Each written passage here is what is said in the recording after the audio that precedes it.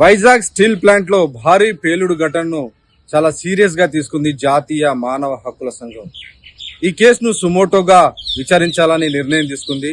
దీనిపైన వచ్చినటువంటి వార్తా కథనాలను ఆధారంగా చేసుకుని ఈ కేసును సుమోటోగా టేకప్ చేసింది.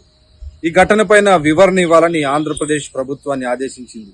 ఈ మేరకు నోటీసు పంపింది. ప్రభుత్వ ప్రధాన కార్యదర్శి 2 వారాల్లోగా ఈ నోటీసుకు స్పందించి ఈ ఘటనకు సంబంధించినటువంటి డీటెయిల్డ్ రిపోర్టు ఎన్హెచ్ఆర్సీకి పంపాలని ఆదేశాలు ఇచ్చింది. ఈ డీటెయిల్డ్ రిపోర్ట్ లో ఎంతమంది చనిపోయారు, వారికి ఎంత నష్టపరిహారం ఇచ్చారు, అలాగే ఎంతమంది గాయపడ్డారు, వారు ఎలా కోలుకుంటున్నారు, వారికి అందుతున్నటువంటి చికిత్స, దానికి సంబంధించినటువంటి వివరాలు, వాటితో పాటు ఎంత నష్టపరిహారం చెల్లించారు, దీనికి సంబంధించినటువంటి ఒక సవివరమైనటువంటి నివేదిక ఇవ్వాలని ఏపీ ప్రభుత్వ ప్రధాన కార్యదర్శికి ఆదేశాలు ఇచ్చింది. నిజానికి ఈ ఘటనలో చాలా సేఫ్టీ ప్రోటోకాల్స్ ఉల్లంఘన జరిగాయని కార్మిక సంఘాలన్నీ కూడా ఆరోపిస్తున్నాయి. వాటితో పాటు చాలా మంది టెంపరరీ కార్మికులను పెట్టి నడిపిస్తున్నారు, దీన్ని ప్రైవేటైజేషన్ దిశగా తీసుకెళ్తున్నారు, అందుకే నిపుణులైనటువంటి కార్మికులను పెట్టడం లేదని కార్మిక సంఘాలను కూడా ఆరోపిస్తున్నాయి.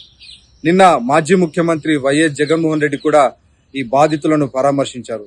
₹1 కోటి పైగా నష్టపరిహారం అందించాలని డిమాండ్ చేశారు. అలాగే అక్కడ ఉన్నటువంటి అనేక ల్యాప్సెస్ ని ఆయన ఎత్తి చూపినటువంటి పరిస్థితి.